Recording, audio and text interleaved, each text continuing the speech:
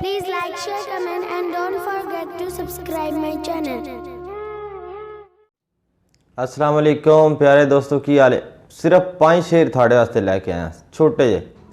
लिखा कि तेरे लिए हाजिर हाजिर मेरा दम मेरा चम, खुश नसीबी मेरी ओसी कम आवे जो मेरा दम, जिंदगी दी मजबूरी ये वा दुनिया दे ना मुकने कम, ऐसे ऐसे भांबड़ मच गया दुखा ने कड़ छोड़ी लम,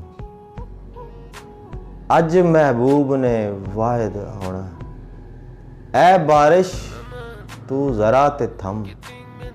दोस्तों मेरी सारी वीडियोस चंद सैकड़ा नहीं होंदियां ना, मेरे को शौक है कि मैं लम्मियां वीडियो बनावा तो 10-10 मिनट थोड़े ज़ाया करा। सिर्फ चंद सैकड़ नहीं होंदी, कोई ज़्यादा नहीं होंदी, 1 मिनट 1.5 मिनट 2 मिनट इस तो ज़्यादा नहीं। तो तुम मेरी वीडियो को लाइक करो, शेयर करो तो मेरे चैनल को सबसक्राइब ज़रूर करो। मिलते हैं फिर अगली वीडियो, तब तक वास्ते अल्लाह हाफिज़।